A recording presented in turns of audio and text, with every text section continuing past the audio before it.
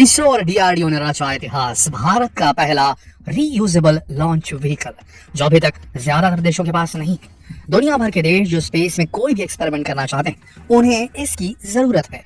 भारत को भी थी, क्योंकि अभी तक भारत को अगर अपना कोई भी एक्सपेरिमेंट स्पेस में कंडक्ट करना होता था, कोई भी सैटेलाइट स्पेस में स्थापित करना था, तो जैसे कोई भी रॉकेट भेजना होता, तो उसके लिए पहले जरूरत है लॉन्च पैड की, जो अब भारत के पास है।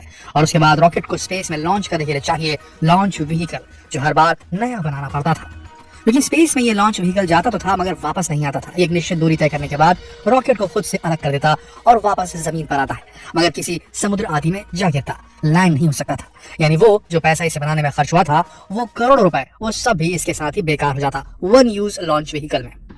उसके बाद जब कोई और सैटेलाइट दोबारा स्पेस में भेजनी होती तो दोबारा लॉन्च व्हीकल बनाना पड़ता था, करोड़ों रुपए खर्च करने होते थे, फिर से वही मेहनत, वही समय, और फिर से रॉकेट को आसमान में छोड़कर कहीं जाकर डिस्ट्रॉय करना होता था। लेकिन अब इंडियन एयरफोर्स, इसरो और डीआरडीओ ने मिलकर वो कारनामा कर दिखाया है, जिसकी वजह से भारत का नाम जल्द ही स्पेस के मामले में सबसे डेवलप्ड नेशंस में शामिल हो जाएगा, क्योंकि उन्होंने जो खुद का रीयूजेबल लॉन्च व्हीकल बनाया है, उसकी सबसे कॉम्प्लेक्स प्रॉब्लम को सॉल्व कर लिया गया है, जो अंतरिक्ष में जाएगा भी और लौट कर भी वापस आएगा, और इस बार एक निर्धारित जगह पर लैंड भी करेगा और उसे दोबारा यूज भी किया जा सकेगा। यानी कि रीयूजेबल, ना दोबारा करोड़ों का खर्च, ना उतनी मेहनत, ना किसी की मदद लेनी पड़ेगी। चलिए आपको बताते हैं कि क्या है ये रीयूजेबल लॉन्च व्हीकल, भारत इसे पूरी तरह बनाने के लिए कितने करीब पहुंच चुका है, इससे क्या क्या फायदे हैं, और कैसे भारत के पैसे सिर्फ बचाएगा नहीं बल्कि भारत इससे पैसे कमाएगा भी, इसकी क्या खासियत है और अभी इसमें क्या इंप्रूवमेंट्स बाकी है। दोस्तों, सबसे पहले आपको बताते हैं कि रीयूजेबल लॉन्च व्हीकल होता क्या है, क्यों इसे बनाना इतना मुश्किल है। दोस्तों, रीयूजेबल लॉन्च व्हीकल यानी ऐसा वाहन जिसके जरिए रॉकेट को अंतरिक्ष में भेजा जा सके, पृथ्वी की ग्रेविटी के अगेंस्ट जाकर पृथ्वी के एटमॉस्फेयर से बाहर तक पहुंचाया जा सके, और फिर उस रॉकेट को लॉन्च करके वापस सही सलामत वो लॉन्च व्हीकल पृथ्वी पर लैंड भी हो जाए।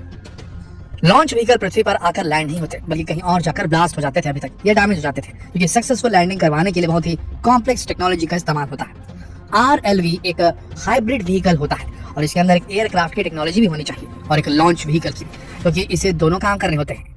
रॉकेट भी लॉन्च करना है और फिर एयरक्राफ्ट की तरफ वापस अपने ही रूट पर वापस भी आना है और लैंड भी करना है। ये एक बहुत ही मुश्किल अप्रोच थी, जो अभी तक नामुमकिन ही थी।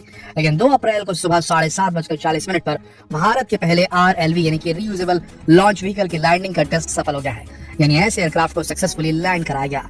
यह reusable launch vehicle autonomous landing mission था। 2012 में इसरो के RLV के डिजाइन को नेशनल रिव्यू कमेटी ने अप्रूव किया था, और इसे बनाने के लिए बजट अप्रूव किया गया था। इस व्हीकल को पूरी तरह बनाने में फाइनल RLV को रियलिटी में बदलने के बीच में 4 टेस्ट करने का ऑब्जेक्टिव रखा गया था। और दोस्तों, इन सभी टेस्ट के सफल होने के बाद हमारे सामने किसी प्रोटोटाइप का नहीं बल्कि रियल और ओरिजिनल RLV का टेस्ट किया जाएगा। ये 4 टेस्ट थे। हाइपरसोनिक फ्लाइट एक्सपेरिमेंट, जो पहले ही पूरा हो चुका है। दूसरा था लैंडिंग एक्सपेरिमेंट, जिसे संडे को सुबह 7:40 पर सक्सेसफुली कंप्लीट कर लिया। तीसरा रिटर्न फ्लाइट एक्सपेरिमेंट, और चौथा स्क्रैम जेट प्रोपल्शन एक्सपेरिमेंट। तीसरा और चौथा टेस्ट अभी बाकी है, और उसके बाद भारत के पास होगा अपना खुद का रीयूजेबल लॉन्च व्हीकल RLV, जिसके लिए इसरो ने 2030 तक की डेडलाइन अनाउंस की है। लैंडिंग एक्सपेरिमेंट सबसे ज्यादा मुश्किल था, और इसे पार कर लिया गया है। National aeronautical laboratory, Vikram Sarabhai space centre और इंडियन इंस्टीट्यूट ऑफ साइंस में 750 वैज्ञानिकों ने दिन रात मेहनत करके इसके डिजाइन और डेवलपमेंट पर काम किया। तब जाकर भारत को इतनी बड़ी सफलता हासिल हुई। दोस्तों, कर्नाटका के चित्रदुर्ग में वैमानिकी परीक्षण रेंज में परीक्षण किया गया।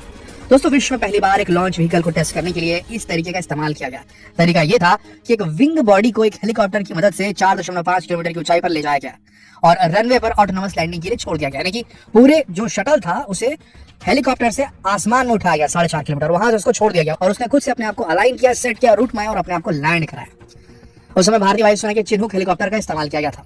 जब इसने लैंडिंग की तब इसकी रफ्तार 350 किलोमीटर प्रति घंटा थी। आपको बता दें कि व्हीकल बस एक प्रोटोटाइप था, और असली RLV इससे 16 गुना बड़ा होगा।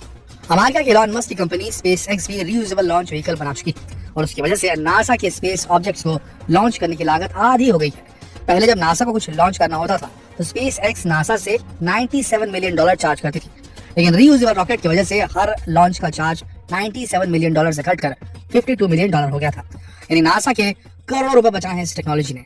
$500 मिलियन नासा ने बचाए थे 2021 में, और इसकी वजह से SpaceX ने लाखों की कमाई भी की है। लेकिन भारत ने दोस्तों SpaceX को भी टक्कर दे डाली है, क्योंकि भारत का जो RLV होगा, जो रीयूजेबल लॉन्च व्हीकल होगा, उससे स्पेस में कुछ भी लॉन्च करने की लागत कहीं ज्यादा कम होगी। भारत के इस लॉन्च व्हीकल के जरिए अंतरिक्ष में $4000 पर किलोग्राम की लागत में कोई भी सामान अंतरिक्ष में पहुंचाया जा सकता है, जबकि अभी तक ये लागत $20,000 पर केजी थी। तो यहाँ बहुत बड़ी सफलता मिली है भारत को। तो आप खुद सोचिए दोस्तों, जब भारत का रीयूजेबल लॉन्च व्हीकल कंप्लीट हो जाएगा और अपने फर्स्ट स्पेस लॉन्च के लिए तैयार होगा, तब भारत ऐसा देश होगा जो सबसे कम कीमत पर किसी भी ऑब्जेक्ट को स्पेस तक पहुंचा पाएगा। तो जहां लागत कम होगी वैज्ञानिक भी तो वहीं आएंगे अपने ऑब्जेक्ट्स को अंतरिक्ष में पहुंचाने के लिए, अपने स्पेस एक्सपेरिमेंट्स के लिए। दोस्तों अभी तक 4 ही देश ऐसे हैं जो रीयूजेबल लॉन्च व्हीकल की टेक्नोलॉजी पर काम कर रहे हैं, अमेरिका, चाइना, रशिया और इंडिया। जिसमें से यूएस के पास ये टेक्नोलॉजी पहले से ही है। रशिया ने 2020 में अनाउंस किया था कि वो 2026 तक अपना रीयूजेबल लॉन्च व्हीकल या रीयूजेबल रॉकेट बनाकर तैयार कर देंगे, लेकिन रशिया यूक्रेन के साथ भिड़ गया। ये इम्पॉसिबल नजर आता है अभी टारगेट। उधर चाइना है जो सारे एक्सपेरिमेंट सीक्रेट ही रखता है। बताया जाता है कि चाइना ने रीयूजेबल रॉकेट के लिए भी ये एक्सपेरिमेंट किया है, मगर सफलता उसके हाथ नहीं लगी है।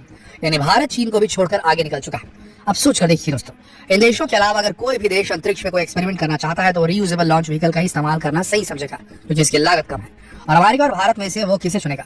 दोस्तों अगर भारत इसे पूरी तरह तैयार कर लेता है तो जाहिर है कि भारत इस रेस में सबसे आगे होगा, क्योंकि भारत सबसे कम लागत में कोई भी सामान अंतरिक्ष में पहुंचा पाएगा। दोस्तों आपको जानकर हैरानी होगी कि भारत ने रविवार को इतना अहम फेस पूरा कर लिया है, मगर किसी भी विदेशी न्यूज़पेपर ने इस खबर को प्रिंट करना जरूरी नहीं समझा। The New York times, Reuters, CNN या CNBC, किसी भी अखबार की इंटरनेशनल ब्रांच ने भारत के बारे में खबर अपने रीडर्स को देना नहीं समझा सही। और यही अगर कोई बुरी खबर भारत की होती तो ये न्यूज़पेपर जरूर इसे फ्रंट पेज पर छापते। और एक हम भारतीय हैं जो अमेरिका, यूरोप, UK आदि की छोटी से छोटी अचीवमेंट को भी बढ़ा चढ़ाकर छापते हैं और विदेशियों की वैल्यू को बहुत ज्यादा बढ़ा देते हैं। इसके बजाय हमें अपने भारत के अचीवमेंट को हर भारतीय तक पहुंचाना चाहिए, ताकि भारतीयों को अपने देश के अचीवमेंट की जानकारी हो सके। दोस्तों आपको इस सफल परीक्षण के बारे में जानकर कैसा लगा? अपने विचार कमेंट करके हमें जरूर बताएं। और अगर वाकई आपको भारत की इस कामयाबी पर नाज है तो वीडियो को शेयर जरूर करें दोस्तों, फेसबुक पर, व्हाट्सएप पर, यूट्यूब पर। कल फिर मिलेंगे और दिलचस्प वीडियो में। तब तक आप सबका इस वीडियो के अंत तक बनने के लिए दिल से धन्यवाद।